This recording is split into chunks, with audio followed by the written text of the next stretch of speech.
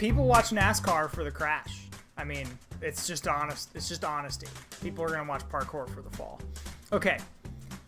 This next one. That's the kind of sport we're going for. Yeah, baby. High risk, high reward.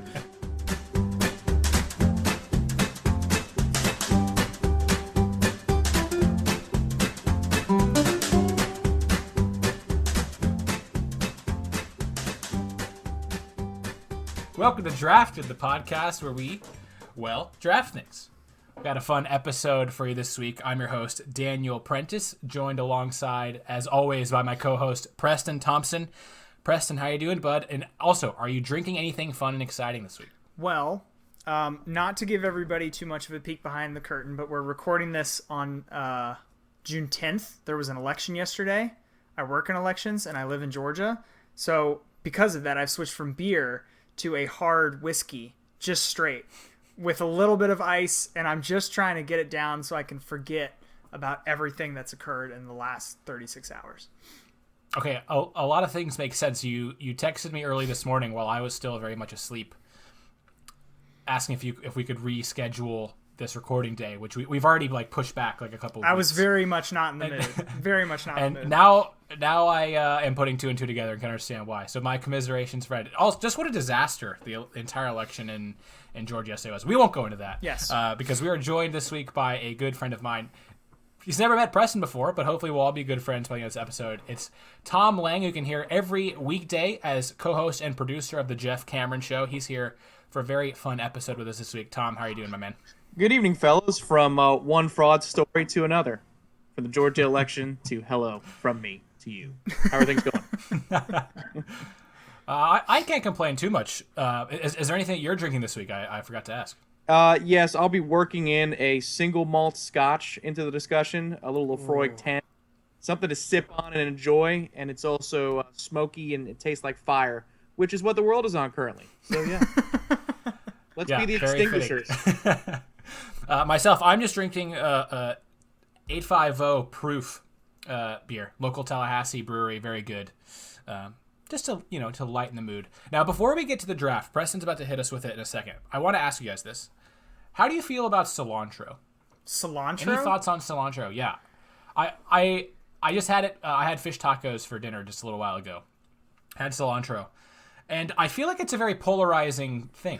If I see more than one bit, I'm going to use the term bit, of cilantro on something, I'm probably going to start picking it off before I even take a bite.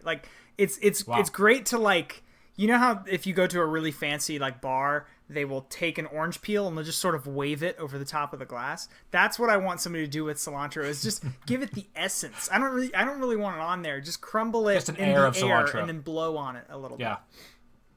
Tom, are you team cilantro or no? Fully cooked cilantro is okay because then you can't taste it. If it's uncooked, it tastes like dish soap. And I know that there's a line of delineation between people who are quote-unquote tasters and non-tasters. Cilantro is one of those fighting lines. And for me, I'm squarely on the soap side of cilantro. No good.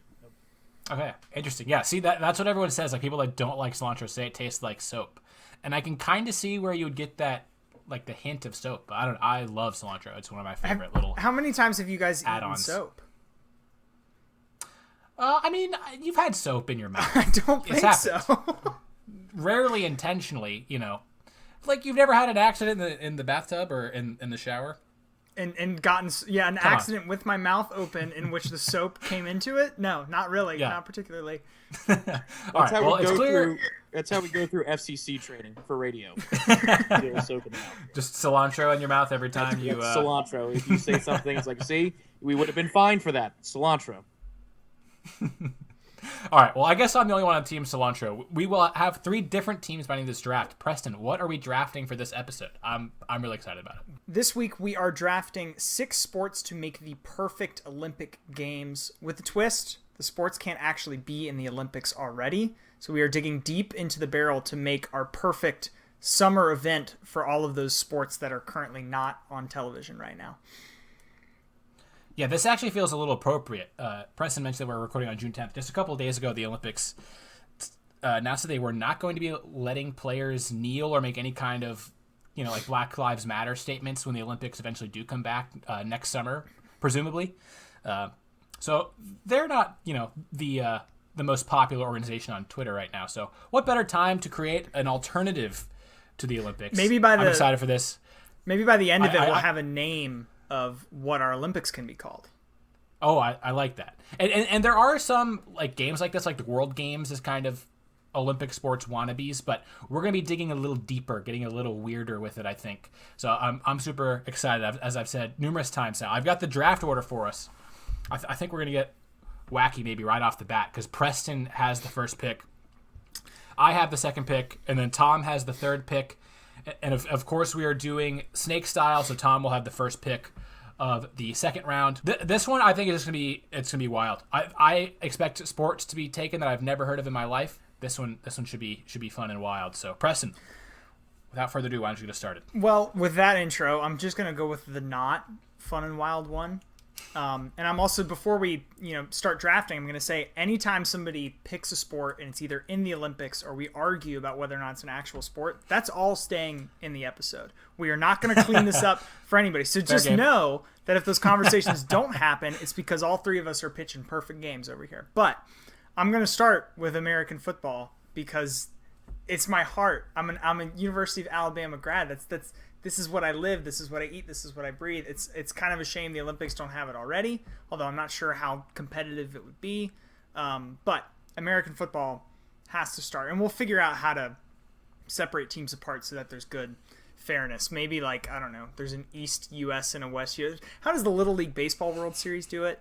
Where there's there's different regions, and then Asia, and I think there's a European team every year. Right.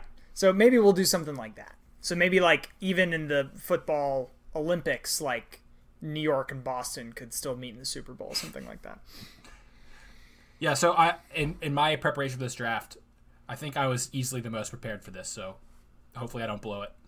But I had three categories. Mainstream sports, one of my categories. American football, about as mainstream as it gets. But yeah, I think the downside to American football, you obviously get a built-in fan base, but America, unless we do, some sort of weird, quirky regional thing and not super international, America is just going to dominate every single country. I mean, probably winning games, hundreds to 0. It sounds like you have a problem with that. Are you a communist? Well, we don't need to get into that at this point in the podcast. But. Tom, do you have any thoughts on American football going number one? Well, I think it's a gold medal in our back pocket, so that's a good thing. Don't we like to line our pockets with gold here in the United States? Yeah, it is said that the streets are paved with gold. I'm secretly drafting Olympics that only Americans can win, just so we end up looking the best, regardless of how entertaining they are. Well, in that regard, my pick here at number 2 is the perfect foil because it is a sport that America will probably never ever medal in, but is the second most popular sport in the world with 2.5 billion fans. I'm taking cricket number 2. That's a good choice. Oh my goodness! Would you put a time limit on some of these cricket matches because they can take? Yes. How would you regulate this? Well, so there are two different formats of cricket. I am blanking totally on the names of them, but basically there's the traditional cricket that can last days and days that you think of, and then there is the one that is limited to I think 20 overs. And I think that's Test cricket, international Test cricket. And so there's actually a Cricket World Cup, and any time that happens every 4 years, that's how they play. So there is it's still long, but it is limited. And vast international play already. It actually was in the Olympics once in 1900. So it is possible. It is doable. And I also think it'd be fun because it would get some countries that you never see on the podium. You never see India win anything. India would be a podium regular all the time. Sri Lanka. So it would bring not only a huge fan base right off the bat, but we'd get some fun winners too. And cricket is really kind of fun. It's weird and takes some time to get used to. It's really very different from baseball. I know people say cricket is the grandfather of baseball, whatever. Very different, but great sport. I was really worried Preston might take cricket first overall, and it was going to devastate my whole draft plan, but I'm feeling great. I got too much America in me. Yeah, it sounds like a redistribution of medals to me, Dan. Well, we've got a theme developing already here. Well, all right, snake position. This is great. I was worried that you guys were going to be going off the beaten path right away, but since you aren't, I'm going to take two of my favorites, and they're very closely related to one another. So the first one is slap fighting. Have you guys seen the videos of slap fighting in the last couple of months? Yes. I mean, it's unbelievable. It's almost like it should be illegal.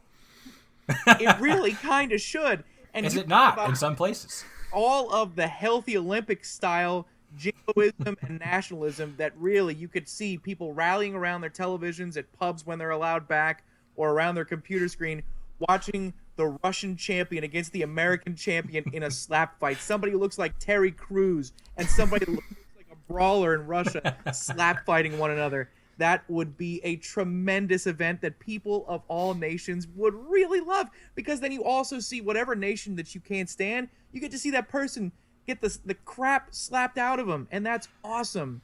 And so that would be number one, and you guys could comment on these because there's a theme on these. Number two would be shin kicking.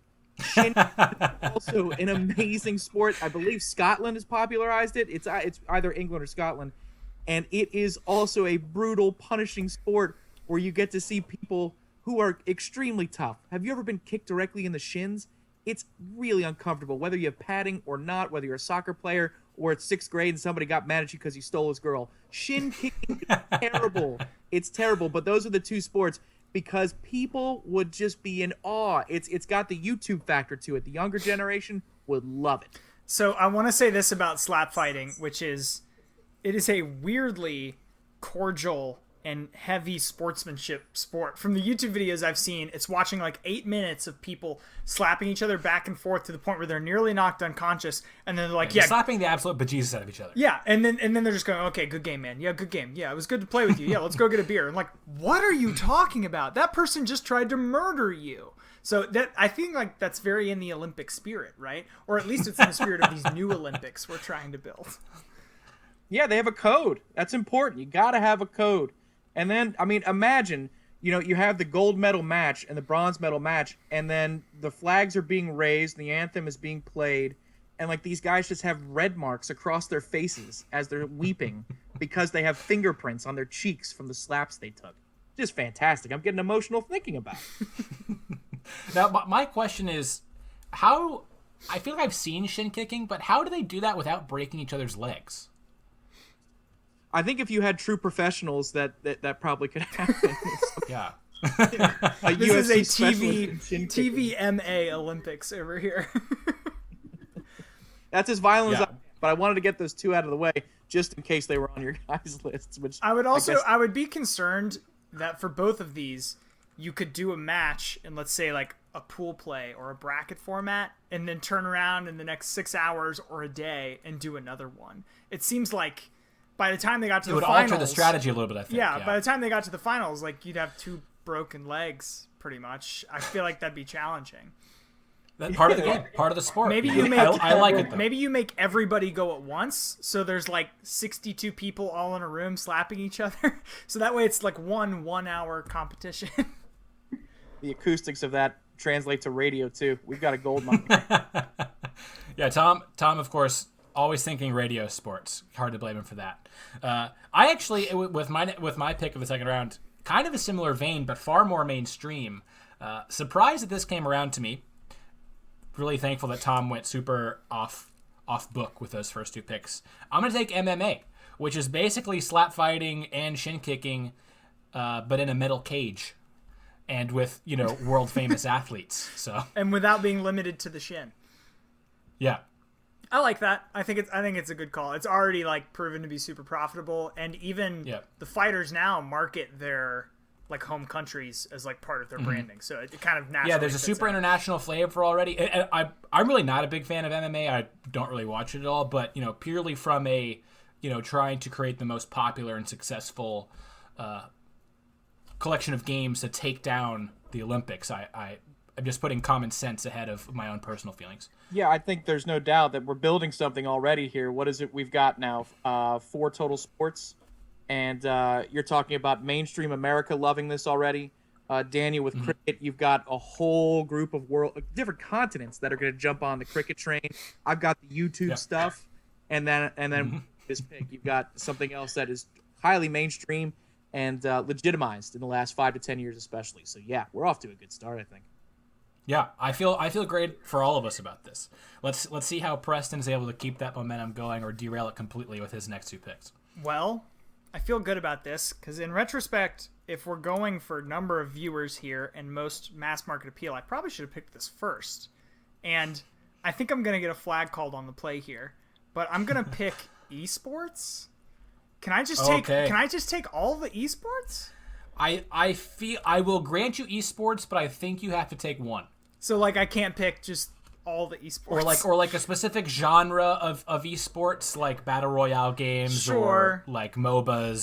It's probably got to be MOBAs, right? Just because like a MOBA tournament last year paid out $26 million to the winners, so like that seems to be the most established form of esports right now, not in America, but pretty much everywhere else. So if I can loop in my American audience with American football, I can loop in kind of East Asia, Korea, Japan, China, MOBAs, where they sell out these massive stadiums to watch people play this. Yeah, so that is true. I think it fits in quite well. And I see Tom on his phone. Are you Googling MOBA right now, Tom? I was going to get there, but sure, if you want to educate me, please.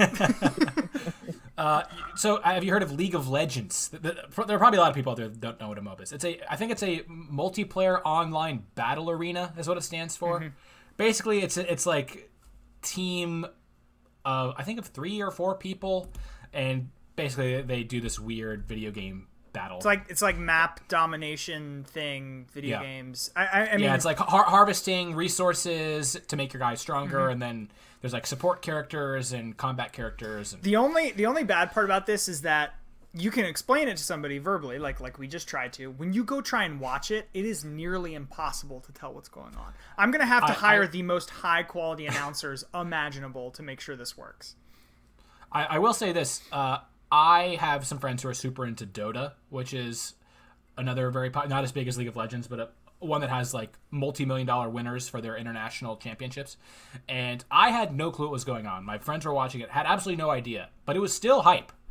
The commentators lose their minds, mm-hmm. and like the animations are super cool looking. Like it's clear that something is happening. That's cool is happening.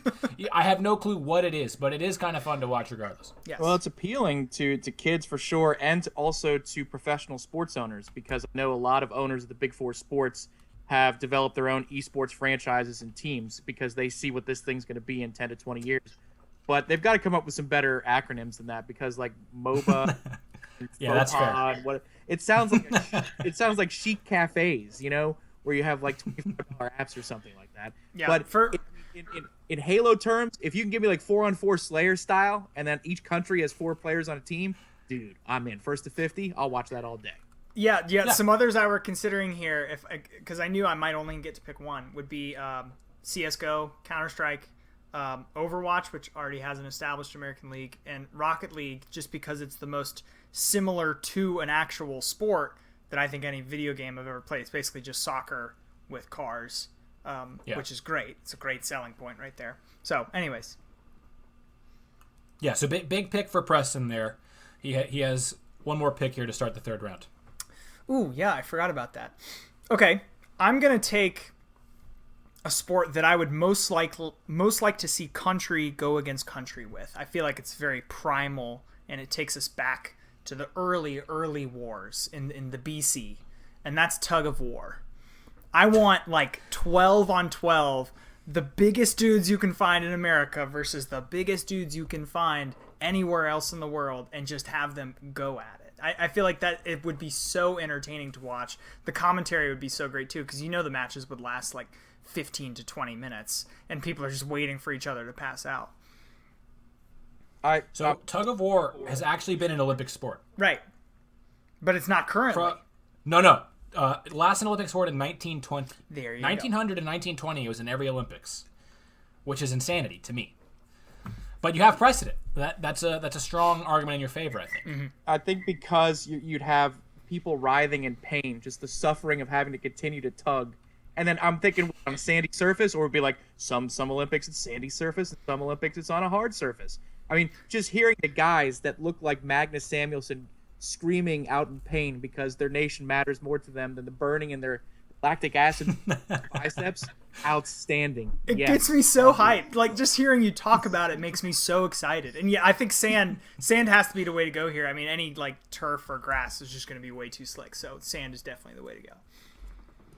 Okay, this is Preston's pick there is gonna give me a change of direction. I was gonna take this pick, I think probably with my last pick, but to develop a theme here, I'm going to take Dragon Boat Tug of War. Now, I'm sure none of you listening, or either the two of you, have heard of this. I actually have heard of this. Okay, it was on my list. If you are uninitiated, I encourage you to go on YouTube and search Dragon Boat Tug of War. It is incredible. Dragon boats are Dragon boat racing was another one that was kind of like on my list as an obscure sport. But there are these huge boats. Usually there's like seemingly like 20 people rowing all in the same direction on them. But in Dragon Boat Tug of War, the boat is in like an Olympic-sized pool, and then there are two teams on either side, and the two teams are rowing against each other to try to cross the midway line. So it's not really tug of war, it's like row the other guys backwards. But it's incredible to watch. It's absolutely thrilling, and the main YouTube video only has like one little clip of it, but you could easily see it being, a best of game, like a best of 7 series or something, and winner, you start with pool play, go to the bracket. It would be, nice little bite-sized things. The YouTube virability of this sport is incredible. So, I'm really going to tap into the youth internet spectator that Preston and Tom are really already going for. So yeah, I feel great about my first really kind of obscure pick here with Dragon Boat Tug of War. I feel like all 3 of our Olympics are moving towards a live streamed on Twitch territory. Well, it's the future, we're on the cutting edge. It's true. Now, I think that's a great pick. I've watched a couple clips of it. It is super, super entertaining. It does seem like it has some weird variability to it. Like, it seems like you could get easily cheated out of something that was out of your control, like the water or something, but I guess that's kind of the case in a lot of different things. Hyper regulated. We're going to be in an indoor Olympic pool. No shenanigans here. Not like the real Olympics. Yeah, that's the video that I saw, was an indoor pool. And I got to tell you, too, just from a production standpoint, if you have a drone hovering over these dudes battling... Oh, incredible. Camera angles to go to, the water splashes up at the drone. Oh, man. I mean, what did that take, the one I just watched while you were explaining it? Like 20, 25 seconds? But it's violent. Yeah, it's quick. People beating on each other. It's just violent. And the people along the pool side are cheering like crazy. Yeah, you could see where you have some big crowds around that pool. Maybe you use the Olympic-sized facilities that we're going to take over because we're going to be so much more profitable. It's fantastic. Exactly. Idea. Thank you, Tom. I appreciate that. You're welcome. Well, I guess we're. I do apologize for making it such a hard pick to follow up though with your next. Well, okay. I'm going to pull on some nostalgia heartstrings. Hopefully, I don't date myself too much here. But I asked before we started, full disclosure, does this have to be a sanctioned sport or something that was competed at any point, say, in human history? And your answer was go outside the box because we're creating a new dawn and a new era. Yeah. So, no rules here. Okay. Do you fellows remember a little thing called Global Guts on Nickelodeon as kids? Oh my god. Not by name, no. I remember. Okay.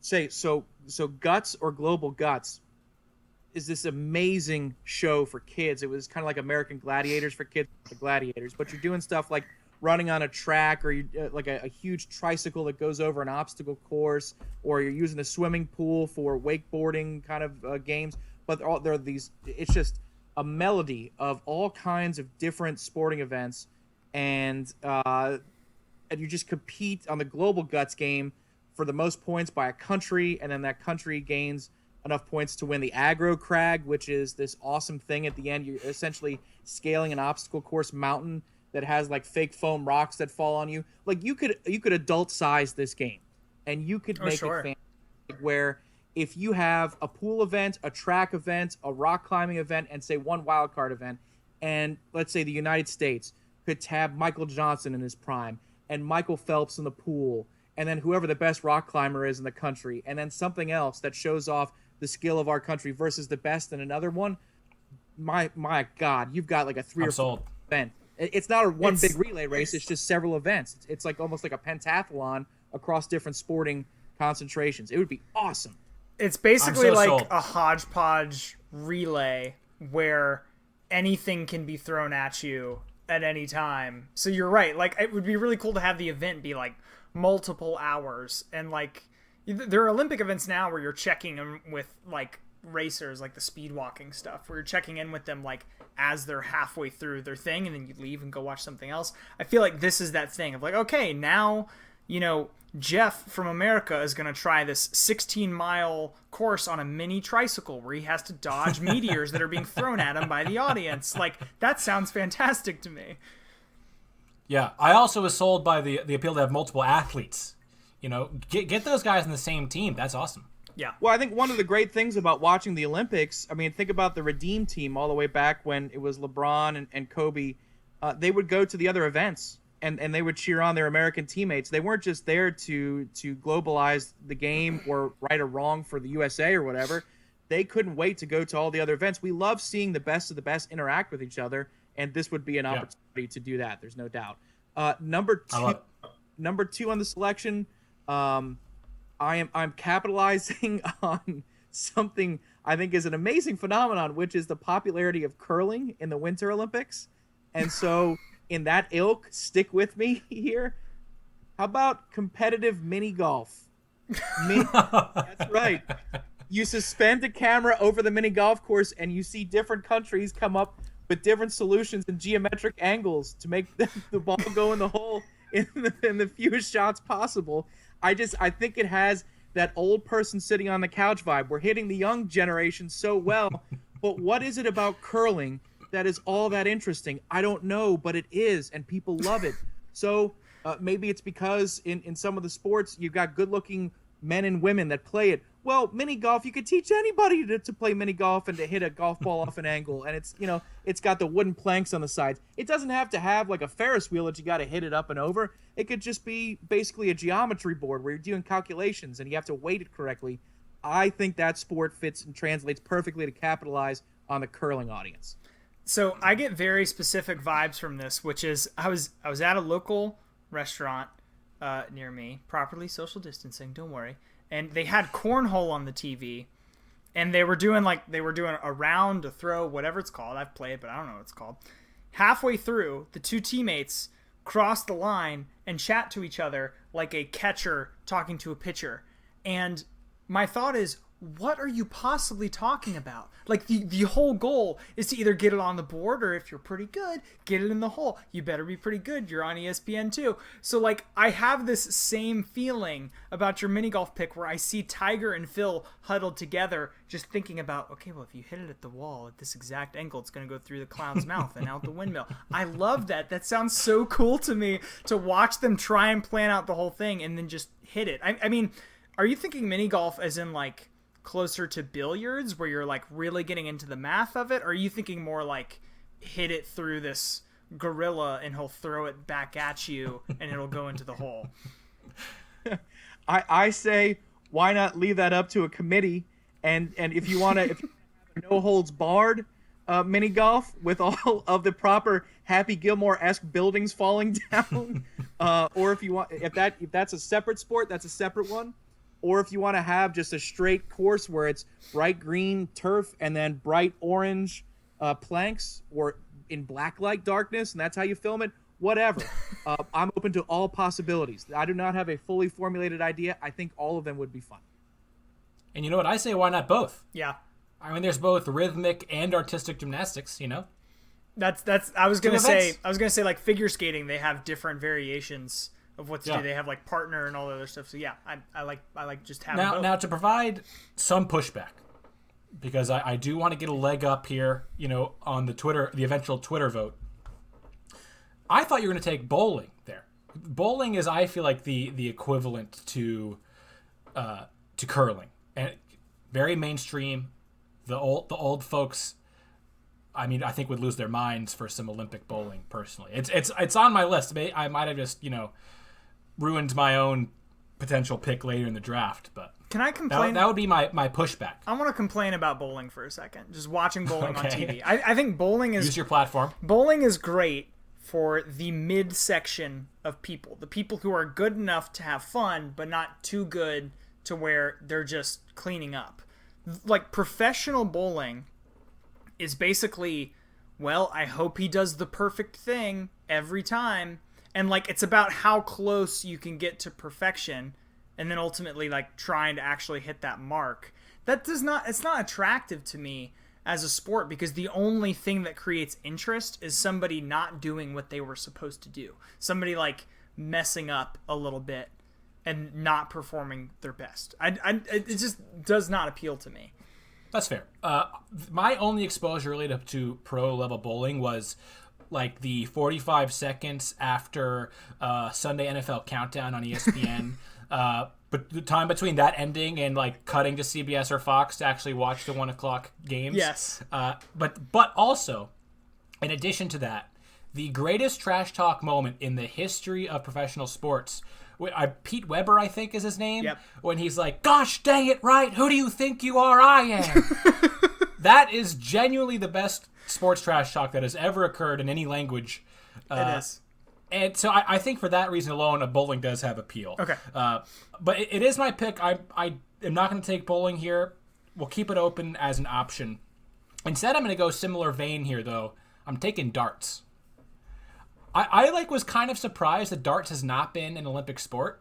It seems very Olympic-y. Like, there are a lot of, games, right? It's the Olympic Games, not Olympic sports. I mean, things like ping pong and badminton and darts gets intense. I don't think it's super big, in the United States anywhere, but I know it's super big in the UK.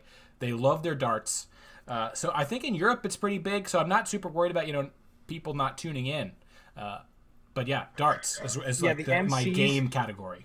The MCs for darts are fantastic. Like the people, I don't know why I just sounded Midwestern there, but the guys who are in house, triple 20. Crowds go nuts. That's what I like about both bowling and darts is you got a very pubbish audience. I can just see if we need sponsorship dollars, cheap macro beer banners everywhere because they fit perfectly together. And if it's, the better stuff, obviously in England, where their pub ales are much better than our pub ales here in the United States, this lends itself to that. Darts can be emotional, too. I've seen it. It used to be on, like, Fox Sports Net back in the day. And you get little momentum swings, and people ham it up in front of the crowd. Sometimes things are too prim and proper, and you need to get a little bit more ornery. And a little rowdy. You need to get rowdy. Yes, you need to be a little bit less Olympics. And this sport would definitely fall in line with that. Yeah, I've seen several clips online of people playing darts, like professionally in front of a huge audience where they hit a triple 20, whatever it is, and then go off and take a massive sip of beer, put it back down, and then come back and hit another triple 20. Like, there's no other sport where you're drinking beer kind of in between takes. I guess potentially bowling, but I don't think I've ever seen anybody do that in bowling. You know what I like, Daniel, is you're incorporating the everyman. People want to watch TV and say, that guy looks like me. I could do that. Exactly. It's why Frodo Baggins is the hero and not the super strong guy, because you're like, that's me. I could do that. I could take the ring all the way to Mordor. So you're looking at the guy playing darts and you're like, he's at least 70 pounds over the recommended weight. I could absolutely be that guy with just a little bit of training, just an hour a day. No, I love that. I'm glad to get such universal support from the two of you. I feel really great about my draft right now. We're being very supportive this episode. Yeah, that's true. It needs to get hostile here down the second half, or it's going to be a problem. Mm-hmm. Preston, take us down that path. You got 2 picks coming up. So I got 2 picks. The first, I think, is obvious. This is just a very entertaining sport to watch that shows off a lot of athleticism, and that's obstacle course running / parkour. So whichever one of those terms you prefer. If I say parkour, it makes me feel like somebody's going to run through a track and then they're going to be judged by judges on how well they did. That's not what I want. I want the same track on 2 different lanes and then people racing each other. Similarly to how they do, is it like kayaking in the Summer Olympics, where they build a track out of nothing and everybody's racing down the same thing with different obstacles. And you can have time penalties for things you didn't do correctly. Absolutely, yeah. So if somebody goes under a hurdle instead of over or something like that, they get like a time penalty, whatever it is. But that seems super entertaining to watch. I think it's pretty straightforward. Yeah. Also kind of reminds me of if you've ever, like the Winter X Games, they have some of those obstacle courses always one of the things I more enjoyed to watch in the Winter X Games. So Yes. I'm on board with Yeah, parkour. it's freaky what people can do with that stuff and how unafraid they are to climb these dangerous heights. Like when you see the parkour videos on like a college campus, you're like, holy God, what if you slip?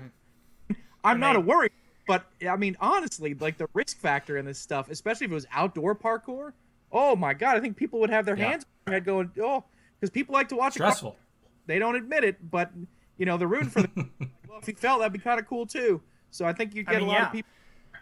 People watch NASCAR for the crash. I mean, it's just honest. It's just honesty. People are gonna watch parkour for the fall. Okay. This next one. That's the kind of sport we're going for. Yeah, baby. High risk, high reward. Okay. This next one, I got to shout out a friend, Andrew Wick, who introduced it to me in, I think, like 2011. It has always been one of my favorite things to watch on YouTube because it hits both of my kind of small interests at the same time, and that is chess boxing. Now, I don't know if you guys are familiar, but for our audience at home, chess boxing is almost exactly what it sounds like. Round 1, boxing for 5 minutes, whatever the standard time is. Round 2, you're sitting at a chessboard. You're using your allotted time to make moves after just being absolutely pummeled in the head. You are trying to think moves ahead of your opponent. Round 3, more boxing. Round 4, more chess. The fight is over when somebody either gets a KO or a checkmate. And that race that can happen on parallel lanes is just super, super interesting to watch. Yeah, this is one of the rare times that something that was on my draft board has been picked. It's very bizarre, extremely weird, perfect for our alternative Olympics. Well, and I'm hitting a lot of different audiences here, right? Because like chess is like gonna hit a very particular itch, and boxing is gonna hit a very particular itch, and we're also incorporating that danger element that we just talked about. Like, is somebody gonna get a shot to the head and then make an absolutely like boneheaded move in chess because they're mildly concussed the next round? Yeah, it's awesome. I totally agree. This was on my list for. I tried to bury it and hope, but unfortunately, it was just too good, and you saw the value in it before I could poach on it. It's such a winner, though, because I almost think you need 2 different broadcast teams. Like, it's almost like you could slide the Atlas, tap in, tap out, boxing, and then this prim and proper guy replaces him. He's like, he can't fall for the Joan of Arc. If he falls for the Joan of Arc, yeah, clearly he's been concussed. Like, you just go back and forth. It could be fantastic. I don't know if the Joan of Arc is really a thing. It's just the first thing that came up. It is now. Wow. Well, I was 100% convinced that you knew chess well enough that you knew of the maneuver Joan of Arc. Yeah, me too. If you had not told me otherwise, I would have I guess Joan of Arc is a maneuver in chess. Who knew? Presumably, that's a move where you like sacrifice your queen, and that doesn't seem like a good play. Does not seem like a good idea. I mean, you never know. I mean, there's a time for everything in chess, right? Okay. My pick is up next. I'm a little weary of taking 2 combat sports, but I have to take sumo. I can't not take sumo wrestling. It's sumo wrestling. What else do I need to say? No, it's good. Yeah. Existing audience, very fast. How is it not an Olympic sport already? How is it not? I agree. I mean, you have so many. You have judo, karate will be in the Tokyo Olympics next summer. I feel like there's taekwondo. I think there's so many of the the martial arts type sports in there already. So I'm gonna take sumo and have the best one in my Olympics alternative. It's good. Love it. All right, Tom, you're up with your last 2 picks. My final 2. I know I was staggered by the chess boxing pick. So I will switch to pick 6, and then I'm gonna scramble when you guys react to the greatness of this. Find my last one. But sounds good. Have you ever heard of crashed ice? Have you heard of that sport before? No, but I'm intrigued by the title. Okay, this has been something that's been sponsored by Red Bull over the years. I think you're gonna grab that X Games-ish crowd. It's essentially roller derby that goes downhill on ice skates and people in full pads. Incredible. There are very few rules. It's basically a combat course downhill on ice skates where the toughest person finishes first.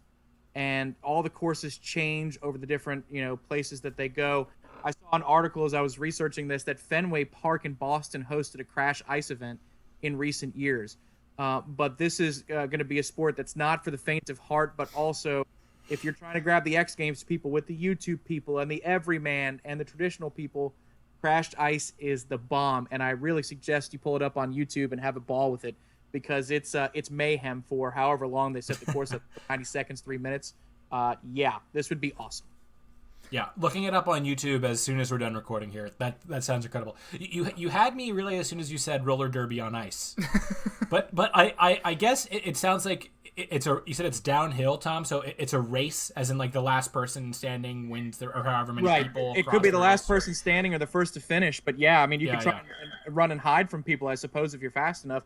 But yeah, gravity comes into play. It's not a track like a speed skating track. You're going downhill on a windy, icy track. It's not as bad, obviously, as a bobsled or anything like that, because you'd probably die. But it's windy to create little weird situations and opportunities for full-on contact. Yeah. Sounds incredible. You also, pretty much all of these other sports that we've taken would fall into the categories of Summer Olympic sports, but we did not specify. So Tom really takes a huge lead in the winter sports race, which I can appreciate and respect. Well, I think also you can throw darts and bowling and mini golf in the winters if we don't have enough, because these are things people do when they're bored and the weather's terrible. So my last one, I found it, and this is something that used to be on Spike TV, and you probably know where I'm going here if you remember what Spike TV was. You guys remember Slam Ball? Slam Ball. It's basketball with trampolines inside the three-point line. It is, of course. I mean, how somebody didn't kill themselves by breaking their neck on the rim, I don't know. But it's just, you want to see people elevate. Unfortunately, we can't take basketball with the best athletes in the world, but we can artificially create people to look like the best athletes in the world with trampolines, and that's where slam ball comes in. I'd be all about some international slam ball tournaments. I remember it as and one basketball. That's how it is in my mind. I've never thought of the term slam. Oh, well, and one is different, right? And one is like the professor and Skip to My Lou, with all they're the ones doing like the tricks, right? Slam ball is more like where like you run down the court and then you jump on a trampoline 20 feet in the air and then dunk it on someone's face. If I'm not mistaken. True. Literally true. That's exactly. And you got helmets on and pads and stuff. Yeah. Collisions midair, people jump on their own trampoline under the basket to block you and stuff. Oh yeah. It's intense. Yeah, it's made SportsCenter a couple times, I think. Like that, well, I think that's really the only reason I've known it. It's not a first overall pick. Don't get me wrong. It's very No, I love it.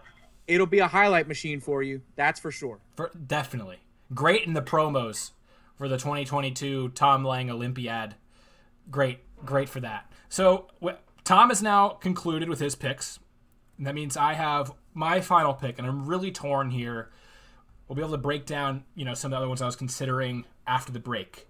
But I'm going to go with Sepak Takraw, otherwise known as kick volleyball. Now, this is another one you need to go to YouTube for. Watch, there's a John Boy Media video on it. This is the only reason I've heard of it. John Boy Media, if you like baseball, is a must follow on YouTube. There's a lot of funny baseball breakdown videos. But breaks down Sepak Takraw, which is insane. I mean, you have guys... Have you ever seen Shaolin Soccer, which is a hilarious kung fu parody movie? It looks like that. These guys are like jumping in the air with their feet, like 15, 20 feet in the air seemingly, kicking the absolute hell out of this weird plastic like pseudo volleyball. It's unbelievable. It's like soccer volleyball, but the net is elevated, if you can imagine that. It's absolutely bananas. It would, as soon as anyone watches it, they will fall in love with it. I have it would be my my handball. I feel like handball in the real Olympics picks up steam every time. Like people are like, oh, what is this sport? I've never seen it in America. It's awesome. So this is my handball in my alternative Olympics.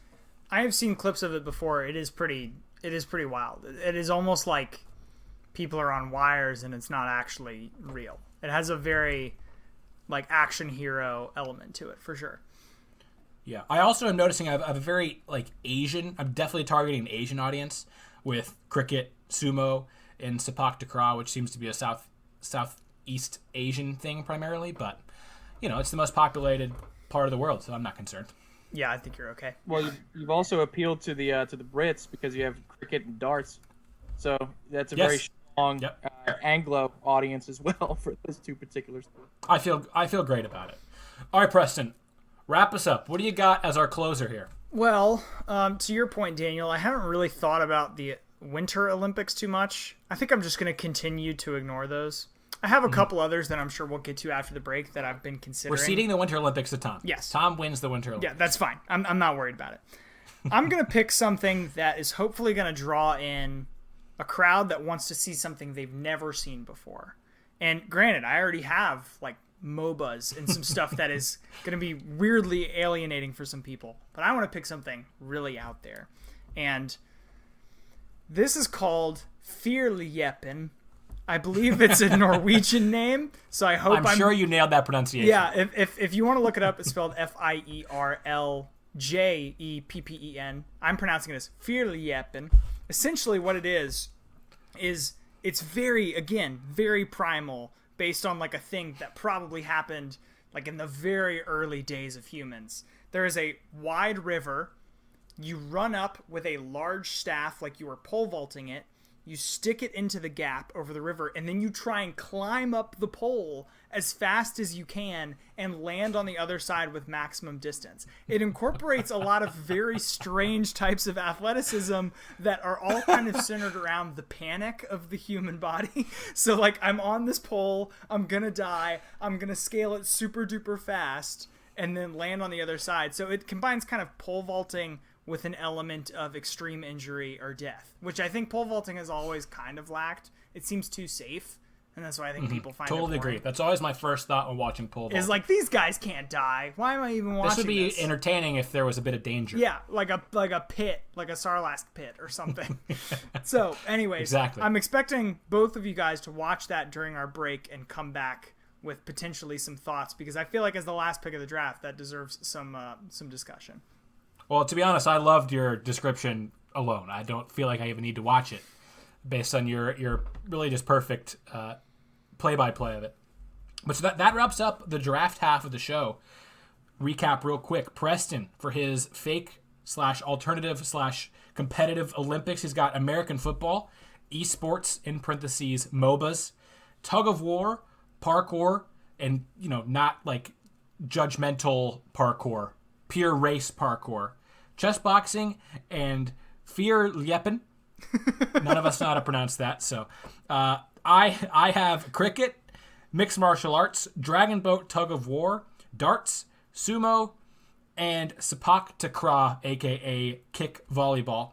And Tom, our guest, our honorary picker of the week, has slap fighting and shin kicking, two separate sports there, global guts, mini golf, crushed ice, and slam ball. I think we have a pretty obvious theme with Tom's picks, though.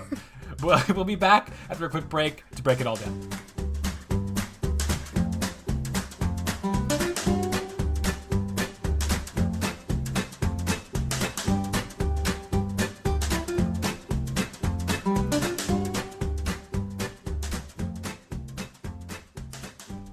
Okay, we are back. We have three really just very different teams. We clearly went different directions with where we were going. It didn't seem like a whole lot of people like sniped others' picks, which I'm a little disappointed by. I always think that adds a little bit of extra fun. But Preston, it seemed like you were kind of maybe like grasping for something that to draft towards the end there. But were there any sports that you were really close to taking or really wanted to take, but ended up not being able to squeeze into your lineup? Yeah, so there's one set that I'm going to rattle through really quickly, which is I didn't really get a swimming element, and I kind of wanted one. So I had underwater hockey and underwater rugby on my list. Again, for some reason, Preston really likes watching people almost die on television. So like underwater rugby, you feel like half the time they're just going to drown and they might die. It's very weird. Not as like quick and fast, I think, is probably why I went for something else. And a third pick I was really looking at was Quidditch. And for one element alone, which is the Quidditch League in college where I went to school at University of Alabama, they had a rule for the snitch, quote-unquote snitch, in this Quidditch game that they could run anywhere on campus. And that is a large campus. And I just feel like having a camera crew try and follow the snitch while people are trying to chase him. So you have a camera just lodged on a guy who's in a tree trying to make zero noise. Like, you're basically watching a legalized version of the Hunger Games at that point, and that seems super cool to me. So I honestly don't really care about the like, you know, ball and hoop part of Quidditch. I don't think anybody does, but the snitch part, the basically like manhunt around the entire Olympic Village property, seems super cool to me. Yeah, Quidditch really a very poorly contrived game. Yes, because most of it is irrelevant most of the time. Also, one thing I've always thought was weird is Quidditch the only sport in all of the Wizarding world? Like, there's magic and brooms, and the only sport they participate in is Quidditch? That's insane to me. Think of the possibilities that they're, you know, leaving on the table. They have dueling, right? Does that Sure, count? yeah, it's like the equivalent of They fencing. have like a format. Sure. They have a format. That's really the only other one, though, right? Yeah. I mean, come on. There's an infinite world of possibilities when you have flying and magic at your disposal. Pretty disappointing. Also disappointing, I think. Now, Preston and I became friends back in 2015 because we worked for the same website that covered Ultimate Frisbee. And I think the most insulting thing in the Ultimate Frisbee world is like when it's lumped in with Quidditch. And Preston just took Quidditch over Ultimate for his Olympics. Yeah, okay, and here's the reason. I feel like I haven't watched Ultimate Frisbee be played by Olympic level athletes. And you've seen Quidditch be played by Olympic level athletes? No, oh, okay. And I didn't actually take Quidditch. That's why. That's like one of the reasons I didn't take it. Is just the thought though of like basically Olympic village-wide manhunt with Olympic level athletes is really what it does for. Like, I also had considered like competitive tag as kind of an option as well, but I don't know. You know, as much Ultimate as I've played, I think my affinity from it comes from the idea that I can play it and I can play it okay. I'm in the top, like 20% of people, something like that. It's not a crazy margin, but I'm okay. And like, if it were to go to the Olympics like that, I would certainly lose all of that. I mean, like, I don't know what it would even look like with actual high-level Olympic athletes playing it. So I kind of steered clear. I'm also surprised, similar vein, that you did not take disc golf, considering you are like a very good disc golfer. I was surprised by that as well. Very, very hard to broadcast and very hard to watch. And again, I like fast-paced, kind of high-energy stuff. It's pretty slow. It's pretty sluggish. Yeah, those are just the two that like I thought you would take. Tom, how about you? Were there any sports that you had strongly considered but left off your board at the end of the day? First off, a question: is Ultimate Frisbee an Olympic sport anytime soon, or no? The people in charge want it to be. I think very, very unlikely. It is recognized by the IOC as like a potential. Yeah, the long answer is every time they pick sports for the Olympics, they have a list that they choose from. And getting onto the list is like one of the hardest things, just the list of available sports, and they're on there. Yeah. So it could be 24, 28, whenever. It could be whenever at this point because we've gone through all of those like hoops, but no. Well, right now. With that in mind, Daniel, I'm stunned you did not take it. I know you're asking me about mine, but I'm stunned that was not selected. For me, I was pissed off that chess boxing list, but for things that just weren't out there, or that were out there that I didn't pick, rather. Unicycle hockey.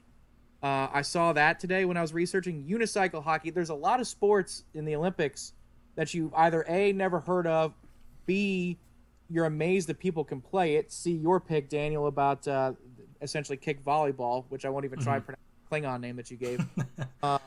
Or C, it's both. It's like you've never heard of, and you're like, wow, how do people do that? Unicycle hockey, to me, I mean, I just think about the sore body parts specifically that would be hurting after playing unicycle hockey. Now, is this a thing that actually people compete in, or are you just like mashing two things together because you think it would be fun? No, it's legit. It's got it's competitive, and I find that just really kind of fascinating and troubling. That I mean, like, because you see like the handball court when you first watch it, you pointed out earlier, and you're like, wow, what's that? If you saw people on unicycles with hockey sticks, you'd be like, what in the blue hell is this ESPN the Ocho thing? But it would be ours if I'd picked it, but I didn't do it. So, yeah. So I saw that in my research, but what's weird is I was on like the 5th page of Google results at this point. I saw unicycle flaming puck hockey. That's what I have written in my notes, where they set the puck on fire. Now, even to me, as I read that, it seems like a little bit of overkill. But does it not melt the ice? As I thought further, every time I watch hockey, I have a very difficult time seeing where the puck is at all times. And if you were to light it on fire, I think that would make it a little bit easier. Get on it, NHL. Free improvement there for you from Preston. You're welcome.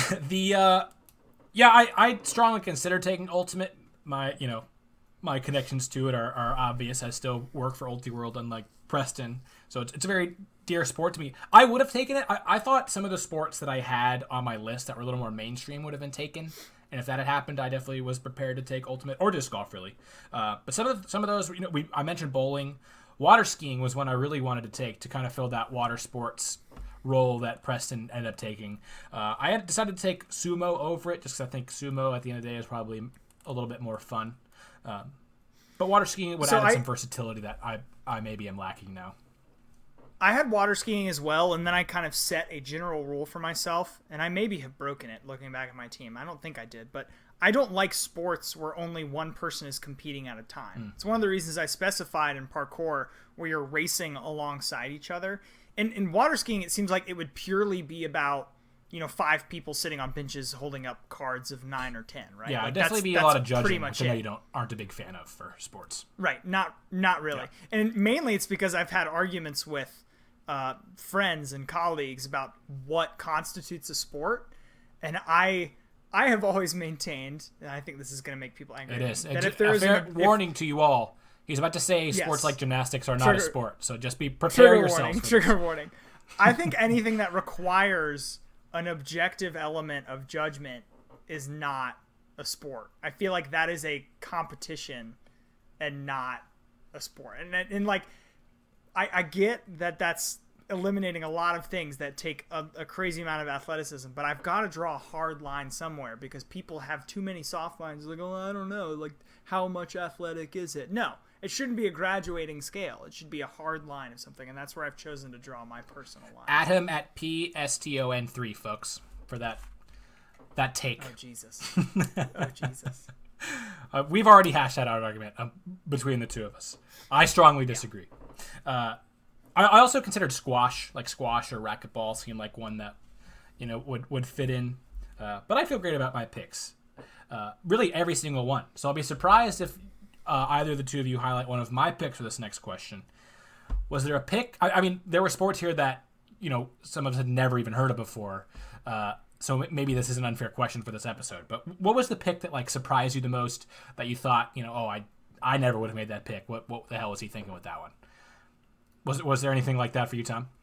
For me, well, not what the hell was he thinking in a bad way, but just, I never really considered that. It's actually the number 1 overall pick of American football. I was like, oh, hell, what we would do to other countries. The I mean, the Aussies would stand a chance in the hit-for-hit department, but they couldn't cover us down the field. Some countries that are pretty good at rugby that might be able to hang in certain aspects of the game, but I never thought, think about what this could do for the sport. Preston, you're a visionary because the NFL tries to shove 6 London games down your throat every single year. And what the hell does that really do? A whole lot of nothing. If you want to grow the game globally, you go with American football in this Olympic setting because now teams they have to be formed. We have to at least have 8 to 16 teams to formulate a tournament. But I got to tell you, number 1 overall, I figured it was going to be something wacky, not something I can't wait to watch again this fall. So that was the one that stuck with me the most. I don't know if I want to call anything the worst. I feel like in a lot of ways, my pick of mini golf might be the worst, but it could be the best. You just don't know until it hits TV if it's going to resonate. And so I feel like if it would crash and burn, it would last maybe 1 day, and then they just award a medal and be done with it. But if it was awesome, it'd be really awesome. How about you, Preston? Was there a pick that you weren't really a big fan of? Slap fighting on its own, I think is awesome. Shin kicking on its own, I think is awesome. A little repetitive, though. A little redundant. What's weird is having both of them in the same Olympics that can only offer 6 sports. It seems slightly redundant to have 2 different games that just involve beating the crap out of each other in very specific areas of the body. And it seems like, Daniel, with your pick of MMA, you kind of have best of both worlds that covered. Yeah, like people do the shin kicking in the MMA. They don't do slapping, but if somebody did do slapping, it would still be entertaining in the MMA. So I don't know. I like them both on their own. It seems strange to me to take them both back to back. Yeah, I mean, Tom has always seen the world in his own way, and I respect him for sticking to that. Now, I'm cornering the market here. That's what I'm doing. That's the snake draft. The snake draft, you corner the market. Yeah, so I guess, if I had to pick a criticism, I expected, quirkiness, and there was plenty of that, and I loved it.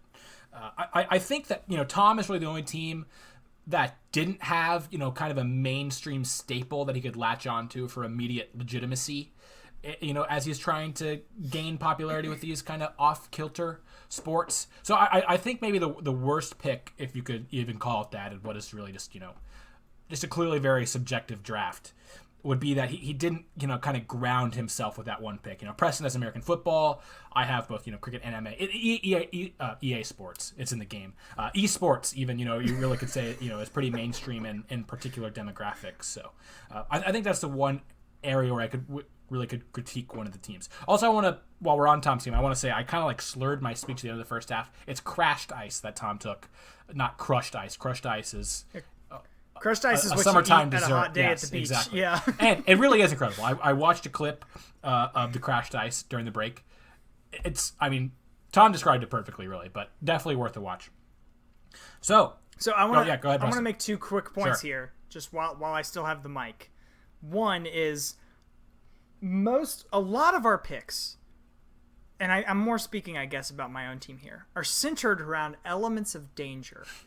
And I want to know both what that says about me and what that says about how I perceive like an audience at large, that like they will only watch something if there's even a 0.1% chance that someone might die. Well, to answer your first question, what does that say about you? We're already like an hour into this recording. Might need like a second episode to get into that question. Two. That's on our therapy themed podcast where Daniel just answers life's hardest questions. Dr. Daniel. It's our spin-off pod. Tune it, keep your ears open for it. But I think that's part of the appeal of a lot of sports, right? Is a little bit of that danger factor. I think that's kind of why American football is so popular, is like that built-in violence. That I think that says, not just things about Preston, as I said jokingly, but maybe some things about our culture in general. But I don't think there's anything wrong with that, And the second point I wanted to make was if both of you, as a judgment call, would have let me take all of esports, this draft would not be a contest. I would absolutely be running away with the amount of viewers. I was kind of hoping in a very kind of sneaky way that I would get away with that, but I understand making me limited to one. But if you had let me take before I forgot to mention this, but I was actually planning on saying let's not take esports, mostly just because I think it would never, under any circumstance, ever even be considered to be in the Olympics. Mostly because like nothing about it is a sport. Preston obviously has his weird definition of what a sport is. I do, and I would disagree with you there. I think most people, Preston aside, would not consider esports to be a sport, really, in any facet. And I know that there are games in the Olympics, like things that you would not call a sport. But it just doesn't fit the feel, I think. But so I conceded mid-draft to give him MOBAs, not all esports. But you're right. If you got all of esports, there's really would not have been a point to further draft. But that does lead me to my next and final question. Of the collections of 6 sports here, which would you guys most like to turn into? Like, if you're committing to one single lineup of sports that you're going to sit down for, a long weekend or whatever. However, I don't think with 6 sports we're going to have a 2-week-long Olympiad like the Real Olympics. But which are you guys most looking forward to tuning in? If I'm picking between the two of you, for me, it all comes down to Global Guts. If Global Guts is done in a way that is entertaining and appealing in the same way as the actual show is, with world-class athletes, then I think that's probably taking the cake for me, because I would tune in just to watch that at any time zone in any location. So if that's good, then we're good. I do like the Dragon Boat Tug of War pick. I was going to mention that as like one of my favorite picks, like, because it's very entertaining to watch. So it's close, but I think I would go with Tom's team. Tom, how about you? Well, I feel so proud, first of all. Secondly, I'll say this is a tough call because there are some things that I don't know that I would tune into for each team. I get esports, and I appreciate the skill because I play a lot of online games, especially first-person shooter types, and in some of these different modes you've mentioned. I just don't know the acronyms. I don't know that I'd lock it in for darts, or if I could be held to watch the kick volleyball for very long. So, but you've got. Once you give kick volleyball a try, you will be locked in. I assure you. Like, do I have to tune back in the second night? Like, that's the thing. Like, would it draw me back? Like, I know tug of war. I think so. Okay. Like, I would probably get bored with American football outside of when we play because you're all playing for. What? You're all playing for second. I know how that thing's gonna end. Yeah. But I love tug of war. I think tug of war is an amazing pick. I'd watch every one of those matches. This is really hard. I'd probably go with Preston's team. I got to be honest. Even some shortcomings. I think fear leaping is going to be awesome. Chess boxing, I'm partial to. So even though and parkour, you guys both have amazing drafts. I think everybody did a pretty good job, but I think the ones that I would have staying power for me lie mostly in Preston's camp. So if it was like an overall award, maybe Daniel, more of yours have my attention. But what has my greatest attention is in Preston's. Yeah, I mean, that makes sense. I clearly was going for a more broad appeal in my draft strategy. But I agree. I think if I have to pick one of the two of you, nothing grabbed me more than Fear Leaping. Like, that was my favorite pick of the entire draft. Just hearing Preston describe it, I would listen to again. Like, let alone watching it, it sounds unbelievably compelling. Would be a lot of fun. Also seems like it kind of, like, you touched on this, Preston. I think it was Preston. Touched on this with the darts, where it's like the everyman could do that. You know, you have to have some skill for sure, but like, I don't think you need to be a world-class athlete. You know, you don't need to be LeBron James to be a good fear leaper. I don't think. You need to have the best athleticism under adrenaline, right? Like it's not. It doesn't take so much like consistency. It takes like, how badly do I not want to die, and that's your peak of that game. I love it too. Sounds good. So I will pick Preston as well. But of course, it always comes down to the Twitter vote. So tweet over there and vote over there at DraftedPod. And if you have any ideas for future episodes, be sure to let us know. Tom, thanks for joining us. I hope you've had as much fun as we have. What did you think? Did you have a good time? I think this experience was somewhere between esports and slap fighting, and I think that's awesome. Wow, what a good review. But I had a really good time tonight, and my team was clearly the best. That's okay. I didn't get to fight for it. But this is such an outside the box idea, and I enjoy the mental exercise because I think we all feel like we're doing a lot of redundant things right now. So in all seriousness, much appreciation for an outside the box exercise. You guys made my week already, and it's only Wednesday, so I appreciate that. Oh. Well, that's very kind of you, Tom, and we were thrilled to have you. Maybe we'll have you on for a future episode if you're down for it sometime. Preston, it's been good, my friend. Did you enjoy this episode? Yeah, I'm going to set up a Fear Liepen court in my backyard. I think I've got enough room. Maybe if I get the neighbors to cooperate, we'll have a good neighborhood spectacle. Yeah, sounds good. When things are safe to travel again, I'll come up and play. I'll take you down. Just like I did in this episode. Boom. Y'all, thanks for tuning in so much. We'll be back next week.